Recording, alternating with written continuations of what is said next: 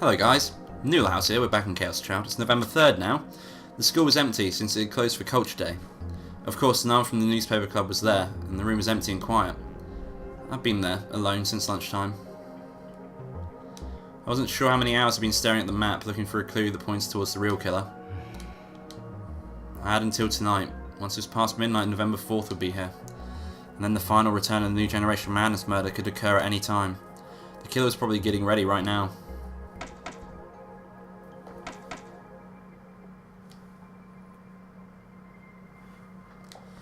Who was their last target? Was it me, Aramura, Uki, or someone I didn't know at all? Aramura had already said that she would spend time the night at Albadorm. I'd asked to stay with Uki and the others at all times. With her power, we should be able to avoid a repeat of what happened to Yui.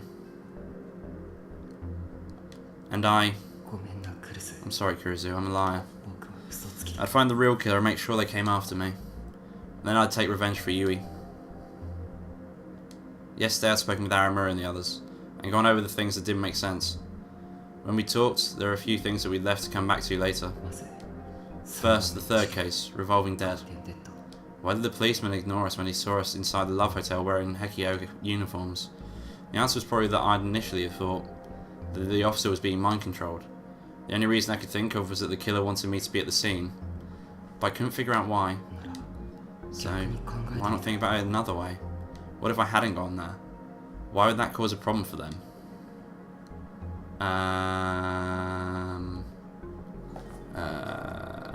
Oh, I might have noticed, that one.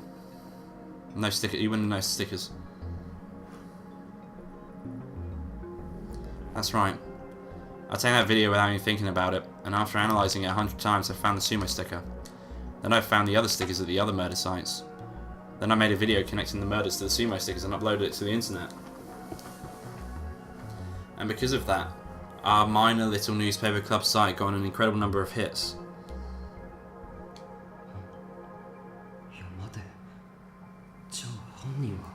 No, wait a second. Then did the killer send me there to benefit the newspaper club? That's ridiculous. I frowned and crumpled up the paper where I'd written newspaper club site hits and threw it in the trash. Then I glared at the map again. This is the next note we marked out to come back to. It's about Watabe and the fourth incident, Gotsuan Day. The real reason that our site had gotten so many hits was that Watabe, the famous internet journalist, had gotten involved. That's why he decided to hold an interview with us. But just like I said yesterday, I couldn't figure out why. The interview would have done nothing but fuel the flame more. So I decided that Watabe had already been under the control of the killer. Wait, which means the killer stood to gain something from having Watabe meet with us, right? Who stood to gain by having Watabe come to Hekio? Well, the newspaper club, right?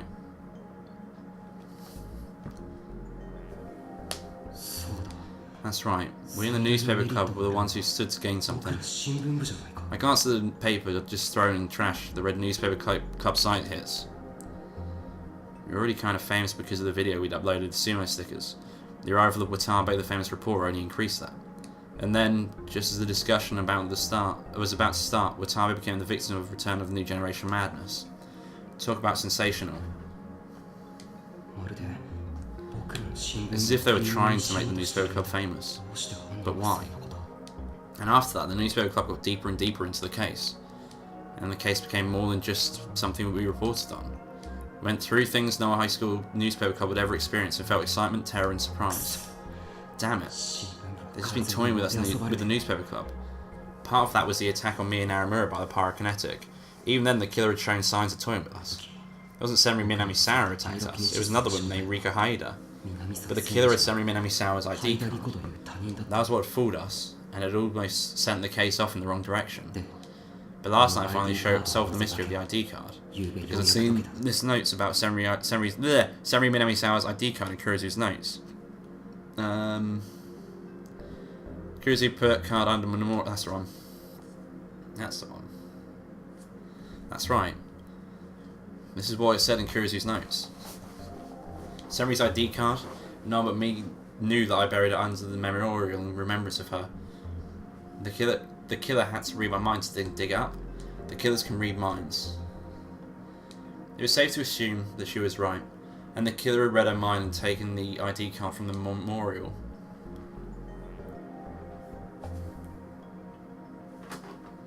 But what was the reason? Why did the killer want to make it look like Seiri Minamisawa was attacking us? What was the point? They tried to terrify me, right? Yes? No? That's right. It felt like the killer was using Seiri Minamisawa to take advantage of my trauma. In fact, I felt terrified many times because of that. No, wait, that means... I spoke aloud without even realising. The killer isn't after the newspaper club, they're after me? That's impossible. There was no way they could have committed all these murders just to mess with me. It made no sense, and it was far too elaborate. And for all the effort they put into it, there was something that didn't make sense about the incident with Itou and Yui. That was... that one.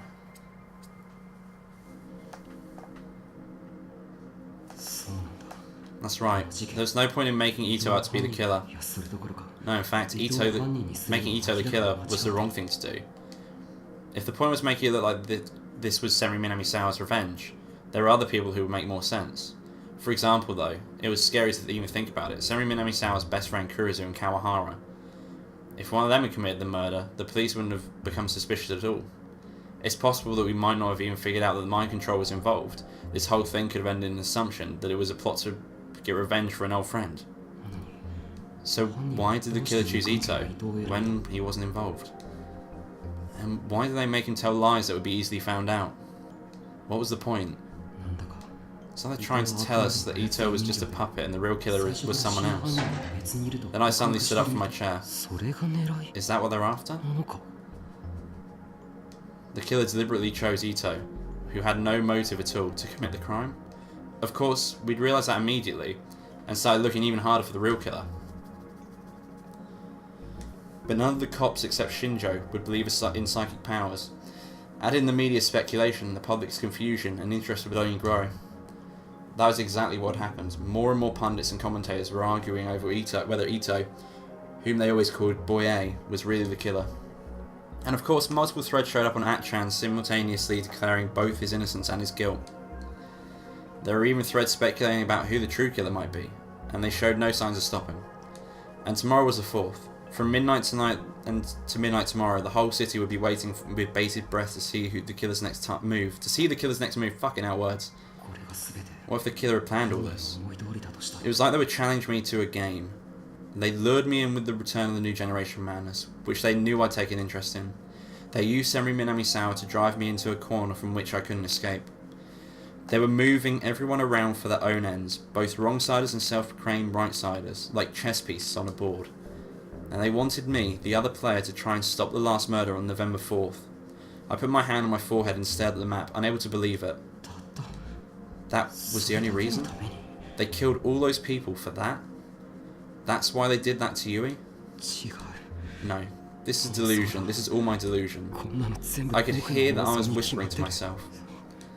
That's right. There has to be some greater conspiracy going on. Some huge conspiracy that will shake the world to its core.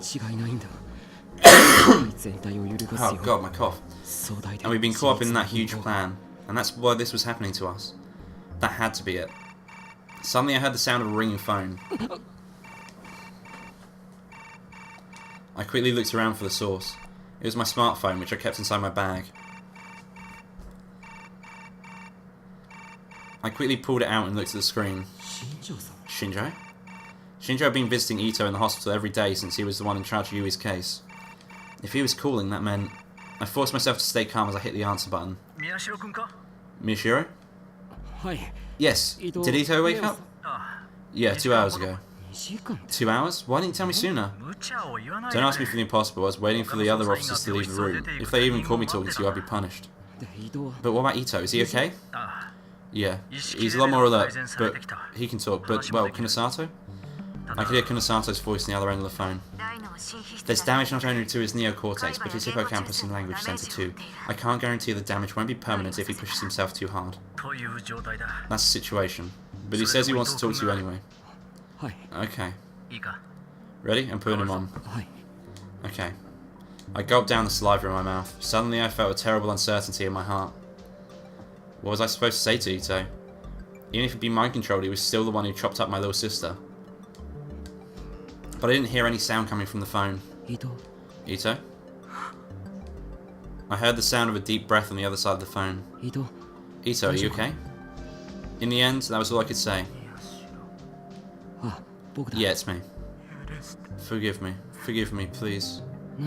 What? I killed Yui. No, you don't need to say any more than that.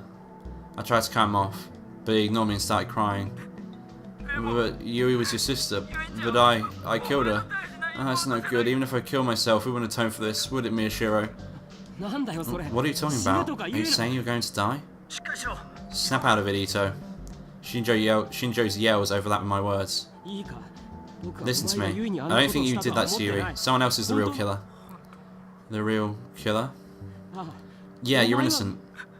Just try and remember. Someone did something to you, right? Right? Someone did something? That's right.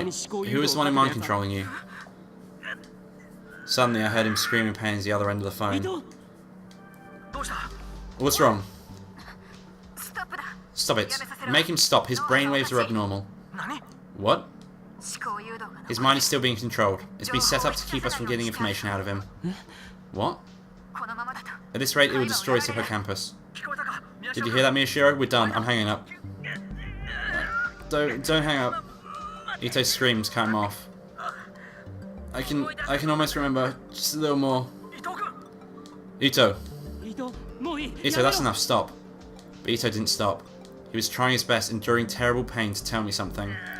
Miyashiro, it was in the club room. The club room? I don't remember when. There was someone else there with me. No, stop it. Shut up. I'm still talking to Miyashiro. Don't hang up. Itou. If I can avenge Yui, I don't care what happens to my mind. Even from there, I can sense his incredible determination. Are you listening, Miyashiro? Yeah, I'm listening. I talked with them for a while, and then, that's right, they showed me a picture of you on the phone. A picture of me? Yeah, I don't remember what the photo was, but I remembered I was surprised. I was surprised because you looked so happy. You were the people from Albadorm. I'd never seen you like that. A picture from Albadorm? What was he talking about? There were no photos like that. And that's right, I remember. They laughed and pointed at someone. Kill this girl, they said. Yui. It was Yui. The killer had a picture of me and Yui together. I got scared and tried to run away, and then someone else opened the door and came in. The two of them, stop it. Stop. What are you doing? Stop.